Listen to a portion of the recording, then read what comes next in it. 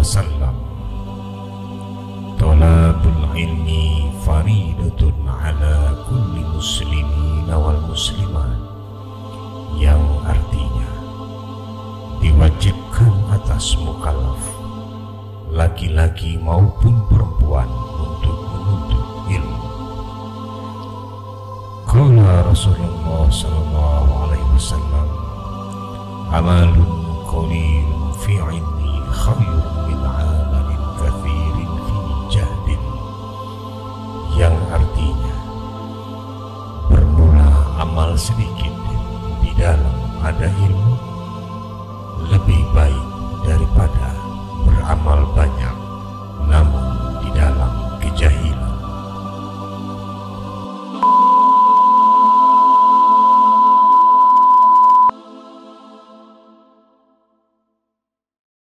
Kita tuju diri kita dan orang lain, melihat orang yang itu kita takjub, tapi kita takjub kepada orang yang salah. Orang yang bodoh dan paling bodoh kita takjub, kita puji-puji. Justru orang-orang yang soleh, orang-orang yang beragama yang baik nggak terlihat, bukan nggak mau dipuji. Nggak bisa melihat orang-orang soleh karena memang betul kesalahan itu tidak bisa dilihat dengan kasat mata. Memang Allah Ta'ala memberi tanda-tanda, tapi kalau tanda itu juga hati kita tadi tertutup, mata basirah hati kita tertutup dengan penuh kemaksiatan dan dosa, nggak bisa juga kita melihat kesolehan itu tertutup. Maka berat kalau seandainya tidak dirahmati oleh Allah, kita nggak akan bisa menjadi apapun.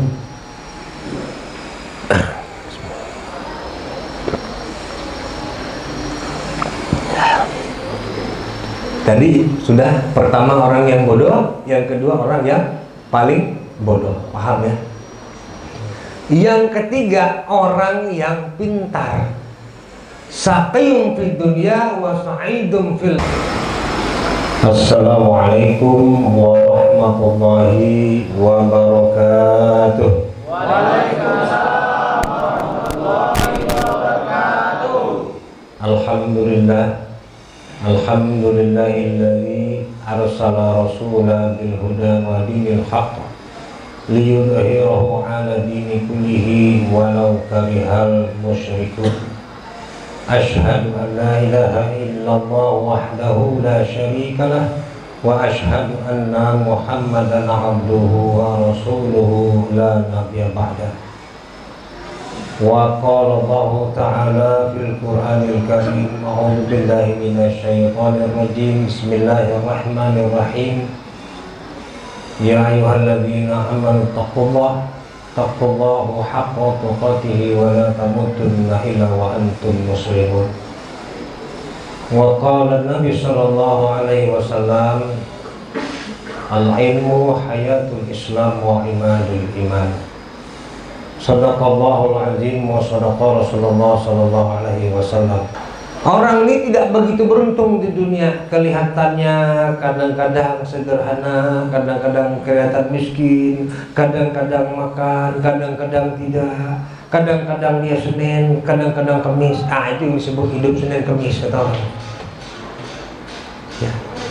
Jadi orang ini sungguh pun demikian, kelihatannya saja di depan mata kepala kita, ianya adalah orang-orang yang susah. Kelihatan di mata kepala kita, tetapi sesungguh pun demikian, dia tidak mau berbuat yang dilarang oleh Allah Subhanahu wa Ta'ala.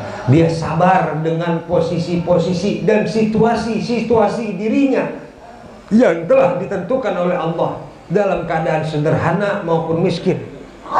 Dia sangat sabar sekali.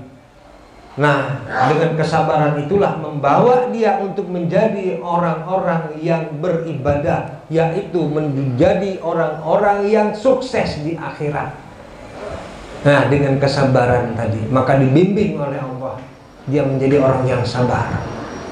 Nah, ini orang yang pintar, tapi kan kita nggak bisa melihat itu. Kita lihat kalau ada orang tua-tua, muda atau apapun yang lewat di depan kita, pakai sepeda umpamanya, yang satu pakai mobil, yang pakai mobil orang bodoh, pakai helikopter pula, bukan pakai mobil lagi, orang bodoh tadi.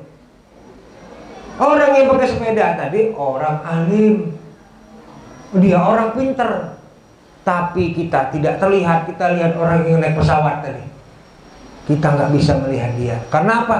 Karena pandangan mata kita ditutup, mata hati kita tidak bisa melihat orang-orang yang mulia.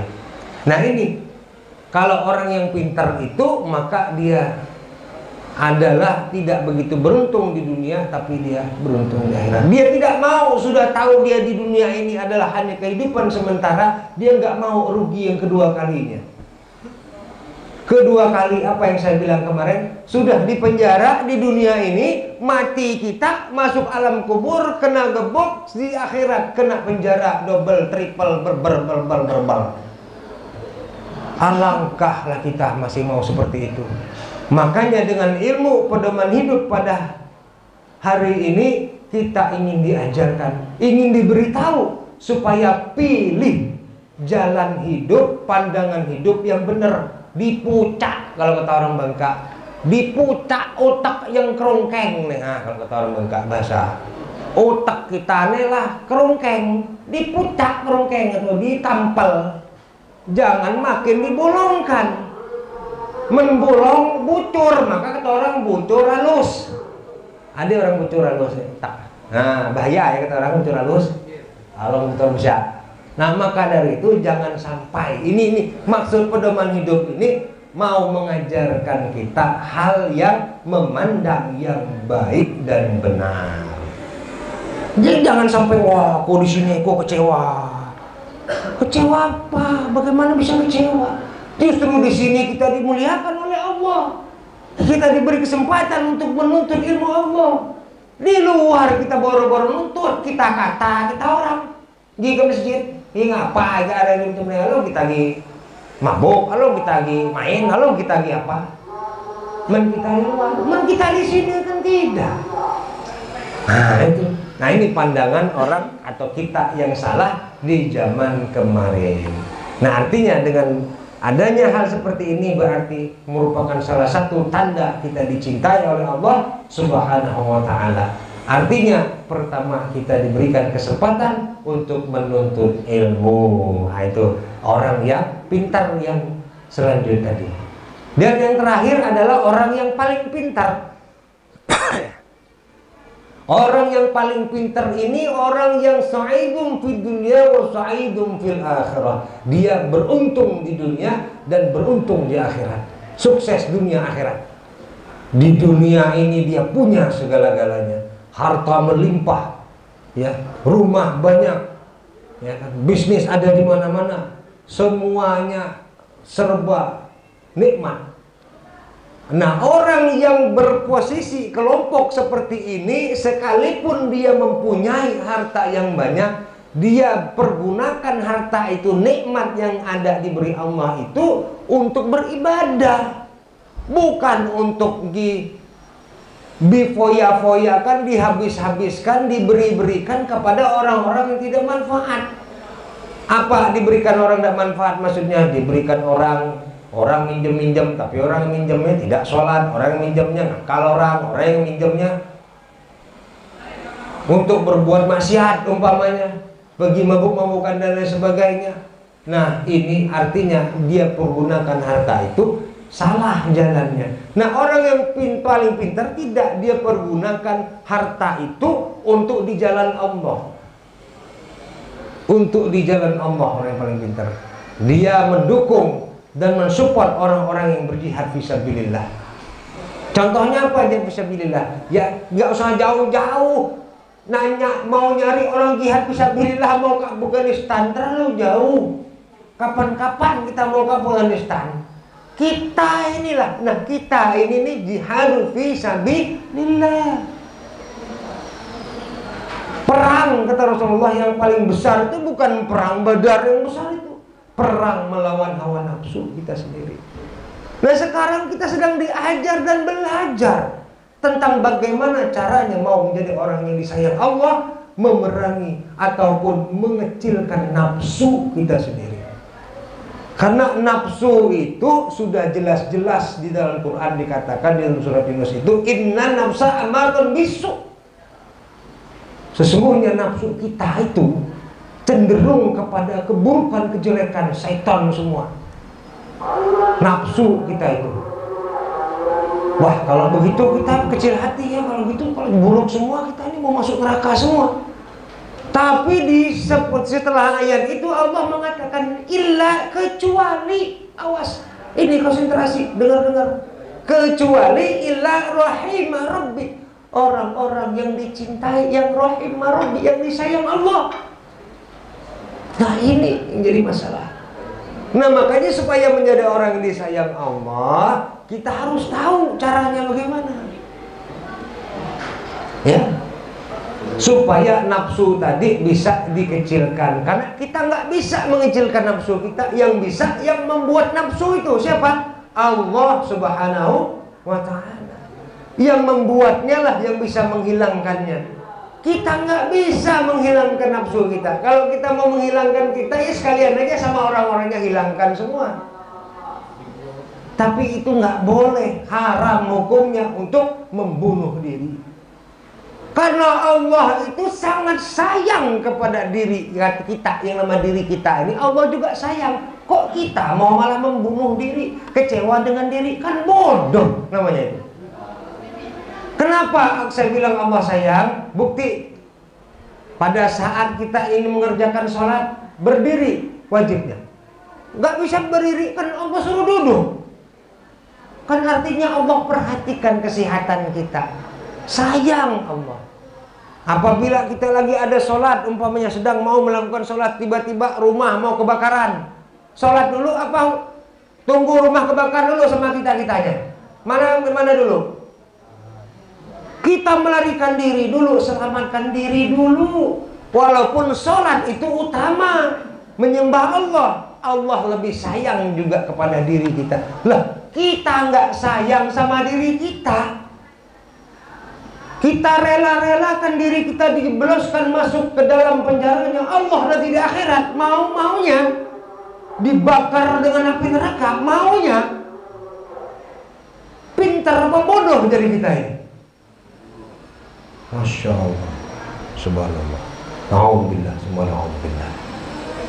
Jadi ini yang sebenar-benarnya yang ingin dituju oleh pedoman hidup ini, yang dikatakan oleh Al-Imam Al-Ghazali ini perkara ruhani, ini bukan ilmu syariat. Yang kita belajar ini di sini ilmu ruhaniyah. Maka yang ingin disentuh oleh kita di sini ruhani kita yang di dalam hati kita ini. Bukan mau menyentuh syariat kita. Kita di sini sudah alim-alim, misalnya udah sholat, udah pada bagus-bagus mukanya sholat, tapi hatinya masih ada kemarahan. Hati kita di sini masih ada kekecewaan. Hati kita di sini masih ada kekesalan. Saya melihat itu. Hati kita di sini masih ada yang tidak rela, masih ada yang tidak ikhlas dengan ketentuan Allah Subhanahu wa ta'ala, masih ada kekecewaan sedikit. Nah, inilah yang menyebabkan kita menjadi orang yang keji. Kita keji kepada manusia, mengatai-ngatai manusia itu belum seberapa. Tapi kita mengatai Allah, mengejek Allah, hati kita tidak ridho kepada Allah, itu lebih jahat dan sejahat-jahatnya manusia. Bisa jadi kelihatannya kita Allahu Akbar, gaya kita, Allahu Akbar, gaya kita, tapi hati kita tidak dipenuhi dengan keikhlasan dan ridho dengan hukum dan ketentuan Allah, sehingga perjalanan kita sampai detik ini, kita berada di sini, maka kita adalah golongan orang-orang yang paling keji, paling jahat di muka bumi ini. Maka ini kita belajar ilmu ruhani, ini bukan ilmu syariat. Beda ya. Jadi saya katakan ada memang guru-guru syariat, ada yang tukang ngajar alif, ba, ta, umpama ngajar sholat segala macam, itu namanya guru syariat. Kalau guru ruhani itu jarang. Kalau guru ruhani ini dia langsung menembus ke dalam jantung kalbu, karena dia tahu betul apa yang dibutuhkan. Karena di dalam kitab Siwas itu dijelaskan seorang guru itu yang paham, yang bijak, dia tahu apa yang dibutuhkan oleh murid-muridnya. Itu guru yang bijak. Ya. Jadi alhamdulillah pada saat ini kita telah belajar tentang apa tadi babnya? Pedoman hidup atau pandangan hidup, agar tujuannya hidup kita ini maksudnya adalah supaya tahu akan jalan yang sebenar-benarnya hakikat jalan hidup. Jangan hanya mencari harta saja, mencari kebebasan saja, setelah dari sini dicari kebebasan. Buat apa dicari kebebasan? Kalau niat kita menunggu kebebasan di sini, itu sudah jelas-jelas salah. Saya katakan salah, besar-besar, tebel mah. Ya, jangan mencari kebebasan. Carilah ketakwaan di sisi Allah Subhanahu wa ta'ala. Karena orang yang takwa ini bisa jadi kadang-kadang disenangi orang, bisa jadi kadang-kadang dibenci orang, bisa orang-orang yang bertakwa itu dibenci dan disenangi. Jadi tidak melulu orang yang bertakwa juga disenangi. Ada kadang-kadang dibenci. Ngajak orang sholat umpamanya, kan ada orang yang benci. Kenapa saya masih sibuk, masih ini ajak sholat, benci nggak? Benci. Nah, jadi jangan jadi ukuran orang itu senang atau tidak. Yang penting carilah ketakwaan di sisi Allah, kemuliaan di sisi Allah, sehingga kita menjadi orang-orang yang beruntung di dunia dan akhirat. Minimal kita menjadi orang yang paling pintar sesuai dengan arti yang ada di pedoman hidup ini. Itu saja yang dapat saya sampaikan. Mohon maaf atas segala kekurangan. Saya Al-Fakir mohon maaf kata-kata yang begitu keras, sedang dan lembut apabila ada yang menyinggung daripada perasaan kita. Karena saya sendiri hanyalah seorang hamba yang dhaif, yang tidak begitu banyak ilmu dan mengertinya. Yang berilmu itu yang tahu hanya Allah Subhanahu wa ta'ala. Saya hanya sedikit tergetar hati kita, saya terutama untuk saling nasihat menasihati. Bukan berarti saya orang yang pandai, bukan berarti orang saya yang pintar.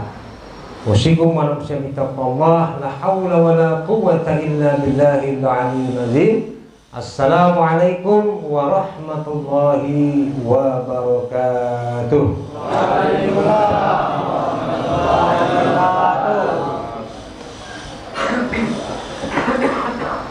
Alhamdulillah, perkara yang ketiga yaitu kita selawat sama-sama. Mari kita untuk mengucapkan salam kantuk, berdiri semua. Selawat. Sallu ala Nabi Muhammad. Ya Allah, salamullah ala Toha Rasulillah, salatullah, salamullah ala Yasin Habibillah. Sama-sama. Salatullah, salamullah ala Toha Rasulillah, salatullah, salamullah ala Yasin Habibillah. Ilahi salimil ummah minal afati wan niqmah. Ilahi salimil ummah minal afati wan niqmah wa kulli mujahidin lillah bi ahlil bait.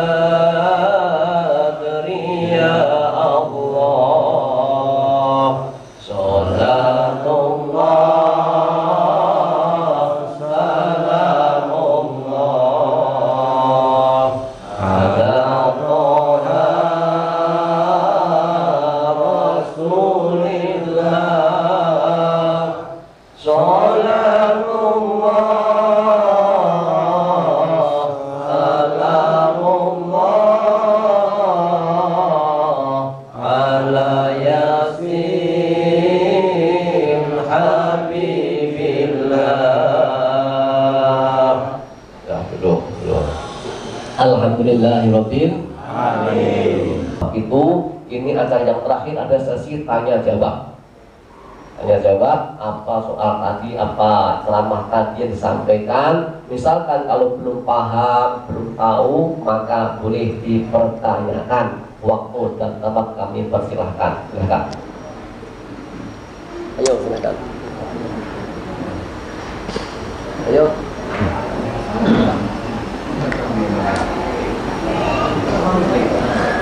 Ayo, silakan. Pak, cerita ya, silakan. Yuk. Udah paham berarti. Ayo Pak Safri, paham tak tadi? Ayo, silakan. Nama, alamat,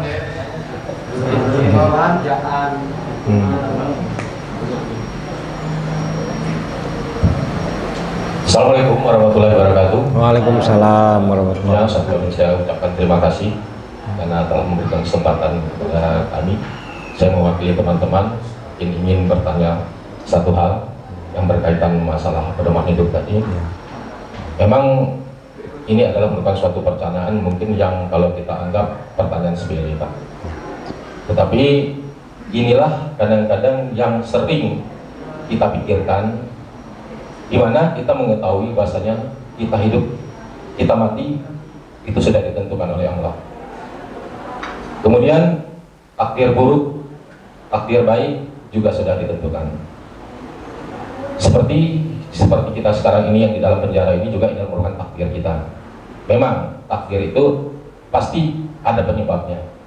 Kita masuk penjara sini pasti banyak penyebab. Mungkin kalau saya sendiri, kasus saya kasus tipikor.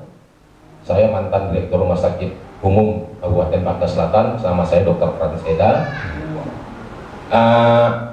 Begitu juga dengan kasus-kasus yang lain, pasti ada penyebabnya, segala satu takdir. Nah, yang ingin saya tanyakan, seperti ada yang bahasa disebut tadi dalam pedoman hidup yang disampaikan tadi di bagian yang keduanya, yaitu orang yang paling bodoh. Nah, di sini ada diungkapkan tadi, saking bodohnya, saking paling bodohnya, berarti dia tidak beruntung di dunia dan tidak beruntung di akhirat. Nah, contoh kita ambil tadi, ada contoh misalnya seseorang yang sudah kecewa, sudah putus asa segala macam, dia ingin bunuh diri. Nah, matinya seseorang tadi kita katakan adalah itu merupakan takdir juga yang sudah ditentukan di sana. Berarti otomatis dia mati itu lantaran bunuh diri, berarti takdir dia sudah ditentukan di sana itu bunuh diri. Tetapi dikatakan tadi adalah bunuh diri itu adalah haram yang tidak boleh dilakukan oleh manusia. Nah, jadi pertanyaan saya sekarang ini, itu bagaimana? Ini selama ini sering menjadi pertanyaan. Karena sudah ditentukan di atas sana, bahwa kita tuh mati kita sudah ditentukan. Nah, apakah mati kita itu dengan bunuh diri itu sudah ada di atas sana? Saya rasa demikian. Wabillahi taufiq wal hidayah. Wassalamualaikum warahmatullahi wabarakatuh. Waalaikumsalam warahmatullahi wabarakatuh. Tepuk tangan.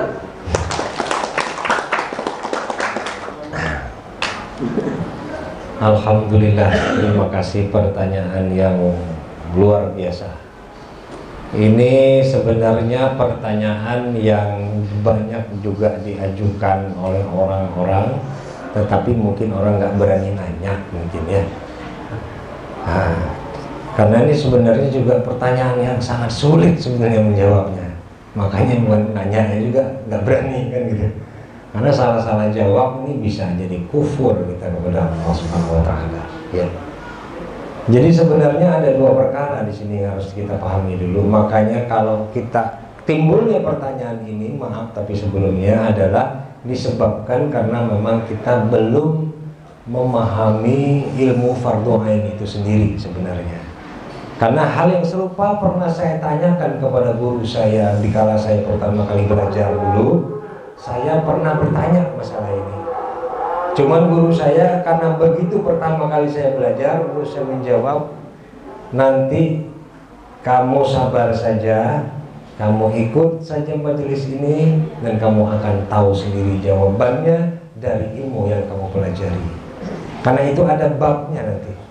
Ada babnya Karena ini kan kita belajar si ilmu tauhid menggunakan jalan metode sifat 20. Rencananya nih seperti itu, insya Allah kalau berjalan taklim kita dengan lancar masuk ke sifat 20. Dan ini ilmu kalam kalau kata orang zaman dulu biasa bahasanya. Dan ini ilmu orang zaman dulu yang dipelajari oleh nenek akek kita dulu. Kalau sekarang tidak pakai lagi ilmu ini. Nah, itu ada di bab tentang sifat kalam. Sifat kalam itu ada dalil akli ya, di dalam ta'am dalalah mengatakan di dalam firman Allah, wallahu khalaqakum wa ma ta'malun, yang artinya dan Allah Subhanahu wa ta'ala menciptakan kamu dengan lengkap dengan apa-apa yang kamu perbuat. Itu kira-kira sama versinya seperti itu. Sementara ada di keterangan lain di dalam Al-Quran, sama-sama Al-Quran juga, sama-sama ayat juga, ya, tapi di dalam versi yang berbeda. Satu sisi mengatakan bahwa yang artinya katakan yang baik-baik itu datang daripada Allah, yang buruk-buruk itu dari kamu sendiri. Nah, berarti kalau seandainya tadi umpama kita merampok, berjudi, korupsi dan lain sebagainya, itu kalau kata ayat yang satu lagi mengatakan itu sudah ditentukan Allah, ya. Nah, ini yang disebut dengan i'tiqad, kalau di dalam aliran-aliran paham namanya i'tiqad jabariyah. I'tiqad jabariyah laknatullah, yang dilaknat oleh Allah. Ini sebuah paham di dalam akidah. Ada jadi satu lagi, dia memahami bahwa segala sesuatu itu, kita berjudi, kita maling, kita merampok, segala itu daripada Allah. Jadi dia bebas-bebas saja, dia mau berzina, mau mabuk, ini Allah, aku lagi mabuk. Ah, ini kaum jabar ya laknatullah. Ya. Ada satu lagi itu Qadariyah. Qadariyah ini dia menganggap pahamnya segala sesuatu upaya usaha itu datang daripada dirinya sendiri. Diri dia sendiri, nggak ada Allah ngasih rezeki, nggak ada Allah ngasih jodoh, nggak ada Allah ngasih sehat bala penyakit, nggak ada. Saya sendiri nih cari harta banyak, mobil umpah mewah, saya sendiri ini yang punya, nggak ada Allah segala. Ini usaha saya sendiri. Nah, ini juga sama i'tiqad yang dilaknat oleh Allah Subhanahu wa ta'ala. Jadi mana yang benar? Peningan kita. Yang benar adalah di tengah-tengah. Cuman saya ingin menjawabnya, wallahu a'lam bishawab. Saya takut juga nggak nyambung karena memang itu nanti perjalanannya mau sampai ke bab ini itu sudah harus kurang lebih setengah tahun baru sampai ke sini.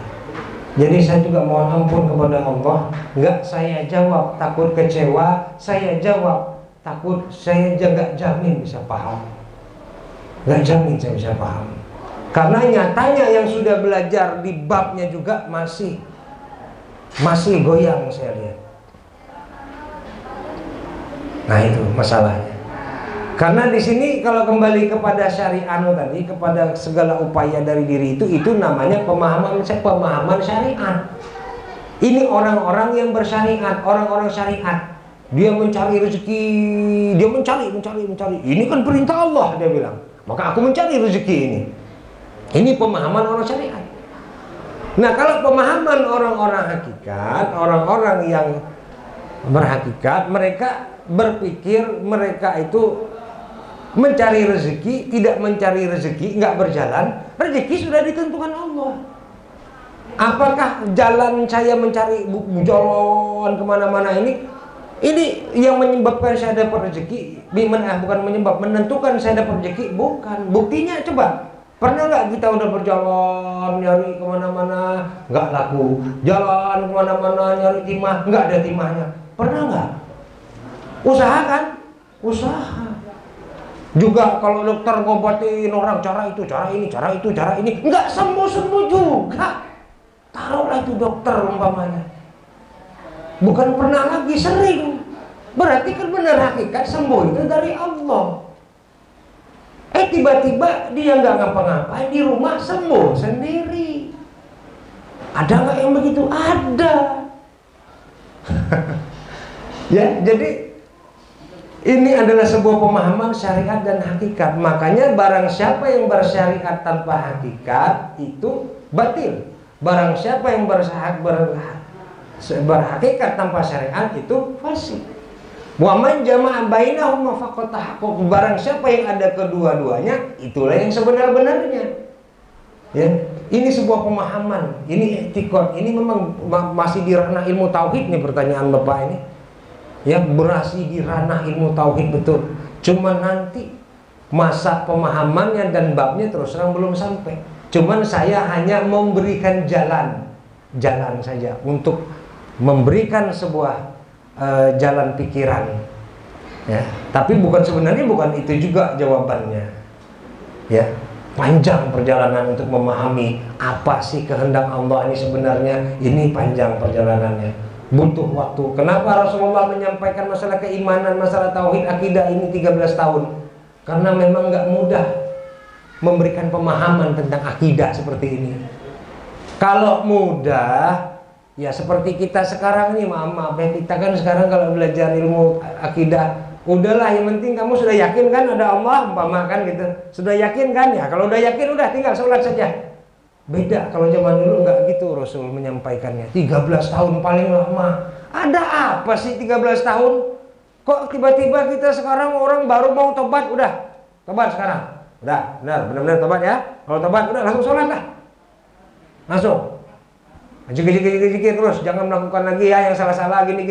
Punya akhlak yang baik ya, kamu jangan lagi menyakiti orang gini. Sudah cukup. Padahal nggak begitu. Kok berarti mudah berarti nyuruh orang berakidah itu ya? Padahal dia dari nol. Orang ini dari nol, dari nggak kenal agama ini nol.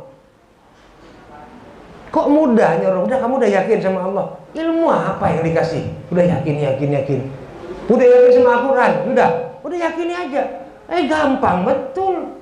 Berarti buang saja ilmu tauhid yang dikarang oleh para ulama-ulama mujtahid ini. Buang saja kitab-kitabnya nggak pakai. Kita belajar tauhid ini hapus saja. Udah aja besok kita langsung fikih aja. Kalau cuma berarti itu yang saya katakan hati-hati perkara beriman. Ini masalah iman Bapak katakan ini. Iman yang keenam, rukun iman yang keenam. Percaya dengan untung baik, untung jahat, iman dan taat, kafir dan maksiat daripada Allah Subhanahu wa ta'ala. Tapi itu yang keenam. Yang pertama saja kita masih belum benar ini. Percaya kepada rukun iman, percaya kepada Allah. Udah percaya apa benar belum? Udah kenal benar-benar belum kita kepada Allah? Seperti pertanyaan Pak Ustadz ini kemarin, bahwa apa standarnya kita bisa mengenal Allah? Ada SOP-nya, ada jalur prosedurnya, dan ada tanda-tandanya apabila orang itu sudah dikatakan makrifat kepada Allah. Dan makrifat pun kenal kepada Allah pun bertingkat-tingkat. Ada jenjangnya, ada grade 1, grade 2, grade 3. Ada. Cuman yang tahu grade itu ya orang praktisi, orang yang memang mengalami dan menjalani, mempelajari ilmu itu. Kalau orang yang nggak belajar, yang hanya sibuk ngurus duit, sibuk ngurus dunia, ya nggak tahu. Maka kita semakin bingung akan ketentuan-ketentuan tadi, karena kita tidak pernah masuk ke dalam ranah itu. Maka bersyukurlah kepada Allah. Sekali lagi yang saya katakan tadi, kita bisa duduk hadir di sini untuk memancing nikmat yang lain. Apa? Supaya terpancing kita untuk mengetahui lagi jawaban-jawaban yang akan kita ketahui, yang akan kita pelajari ke depan. Sebetulnya itu, ya. Terima kasih.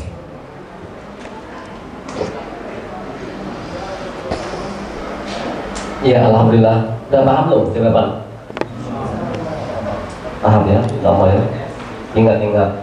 Jadi ini masih satu lagi pertanyaan. Kita ringkas saja karena waktu terbatas. Siapa yang mau tanya satu orang? Ya. Assalamualaikum warahmatullahi wabarakatuh. Waalaikumsalam warahmatullahi Saya wabarakatuh. Subanding, saya mau tanya Ustaz, apa itu takdir dan apakah bisa berubah itu takdir? Ustaz? Ya. Terima kasih.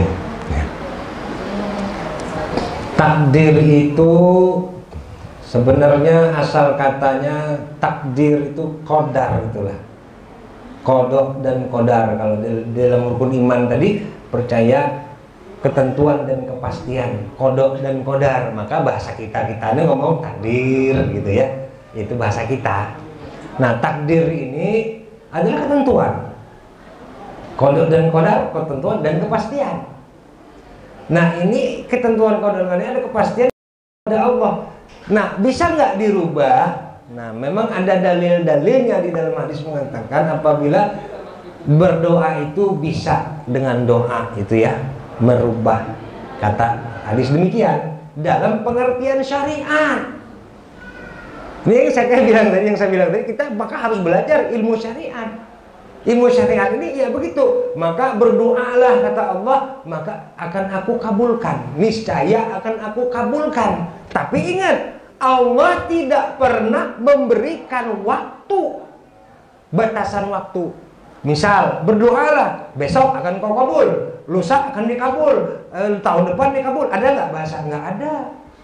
Pasti dikabul Allah, astajib lakum, akan dikabulkan. Cuman waktunya itu yang kita tidak tahu. Innallaha Allah tidak akan memungkiri janji itu, betul. Sungguh pun nanti di dunia ini kita diberikan bukti itu atau janji itu, ataupun di akhirat itu kita kada tahu, nggak tahu. Ya. Tapi sungguhnya apabila memang Allah kabulkan doa kita itu di akhirat, terlebih-lebih lagi sangat beruntung. Umpama kita minta lepas dari siksa api neraka, waduh, luar biasa. Mau minta di sini apa di akhirat? Ya, umpamanya bisa ditukar. Umpama ya, ini kita ngomong umpama. Duit-duit kita, harta-harta kita habis semua, bisa ditukar. Ada ya surat kontrak umpamanya. Nah, ini kamu habis dunia ini, harta-harta kamu habis, tapi kamu nanti akan mendapatkan jaminan bebas siksa. Bebas siksa alam kubur saja, nggak usah jauh-jauh. Mungkin akan dikerjakan orang, teken kontrak itu habis semua, banyak harta-harta dia terkumpul, udah nggak mau belanja lagi orang. Sebab itu tadi, karena nggak bisa. Kalau secara hakikat nggak bisa. Kalau secara syariat ya ada dalil-dalil yang mengatakan tentang bahwa dengan doa itu bisa merubah. Nah, tetapi secara hakikat doa itu sendiri adalah ibadah. Dan Allah Subhanahu wa ta'ala juga yang menentukan tangan kita bisa bergerak gini nih. Oh ya Allah, ya Rasul, ya Rabbi. Allah juga yang menggerakkan tangan kita ini. Jadi sesungguhnya apapun itu adalah Allah juga. Kembali kepada Allah juga. Kita ngomong, saya ngomong begini, Allah yang membicarakannya. Hah? Mau bagaimana? Tapi di dalam firman syariat mengatakan, katakan yang baik-baik dari Allah, jangan yang jahat. Untuk ngomongnya nih, ngomong, syariat itu bicara, gerakan. Kalau ngomong, katakan yang baik-baik. Umpama nih, saya sedang berdakwah, ini dari Allah. Saya sedang ngaji, sedang selawat kayak Ustaz tadi, itu dari Allah. Katakan saja. Allah minta katakan saja. Katakan yang baik-baik. Nah, kalau yang buruk-buruk, katakan dari dirimu sendiri. Itu salahmu sendiri. Umpama kita maling dan sebagainya, itu dari dirimu sendiri. Itu syariat. Paparan dan batasan ranah syariat. Hakikat tidak bisa dibicarakan sebenarnya. Sebenarnya tidak bisa. Hakikat itu tempatnya di dalam. Dia kan i'tiqad. Nah, makanya doa tadi kita yakin bahwa Allah Subhanahu wa ta'ala pasti mengabulkannya, yakin saja. Enggak di dunia ini, di akhirat. Saya tahu pertanyaan itu tujuannya, benar enggak saya ini ada gunanya enggak saya ini berdoa? Kan ke situ larinya. Yakin saja. Ya, kita hanya diperintahkan husnuzon. Sesungguhnya aku, kata Allah, adalah tergantung dengan prasangka hambaku. Apabila baik ia menyangka, maka baik. Kalau buruk, buruk. Maka kita kalau nyangka Allah baik, maka kita akan dibaikan Allah. Sekarang begini, ada orang jelas-jelas lewat depan rumah kita, masuk pekarangan, mau maling. Bayangkan, mau maling, jelas nih orang niat mau maling. Dia mau ngambil motor umpamanya. Tuh, jelas-jelas. Tapi sebab husnuzon kita, sebab sangka baik kita, bisa orang yang maling itu bisa berubah. Jangan main-main. Ini besarnya husnuzon itu dari Allah SWT. Orang ini mau maling, tiba-tiba kita berhusnuzon. Wah, orang ini mungkin dia mau ngambil entah sampah, entah nyari barang dia yang hilang umpamanya kejatuhan, ataupun memang dia nih kelaparan mau minta makan. Panggillah orang itu. Pak, sini Pak, kenapa Pak? Bapak mau makannya, lapar ya? Iya, orang itu mau maling kan dia lapar butuh makan. Kita kasih makan dengan sebab kebaikan kita, nggak jadi dia maling. Padahal niat dia sudah ada mau maling. Ini husnuzon. Coba kalau nggak husnuzon, suuzon. Waduh, ada orang maling, ada orang nggak tahu. Tiba-tiba langsung tutup pintu, tutup pintu. Makin kita tutup pintu, makin disangka orang nggak ada. Wah, dia cari jalan-jalan lain yang kira-kira aman buat masuk. Nah, kita udah takut duluan, belum apa-apa. Coba dipanggil, Pak, sini Pak, nih ada alhamdulillah, ada lauk kita nih lagi makan rame-rame. Wah, orang ini baik, mati saya mau maling barang orang ini, nggak tega saya. Ini husnuzon kepada Allah Subhanahu wa Ta'ala. Ya, cukup sekian. Alhamdulillahirabbil. Inilah manfaatnya ilmu bermacam-macam. Kita tuh baru tingkatan seberapa, karena ilmu kalau Allah memberi nikmat kepada kita iman, itu ada 5 tingkatan, yaitu al-ubad, al-muhibbin, al-muttaqin, as-sholihin, al-arifin. Kita sampai di mana kita ini? Makanya kita wajib belajar nanti sampai derajat al-arifin. Amin ya rabbal alamin. Alhamdulillahirabbil. Terima kasih kepada Bapak Ustadz Soleh atau guru kita dan Vkom TV yang sedang meliput kita. Terima kasih. Semoga Allah Subhanahu wa Ta'ala memberkahi kita semua. Amin ya rabbal alamin. Waalaikumsalam warahmatullahi wabarakatuh. Waalaikumsalam warahmatullahi wabarakatuh.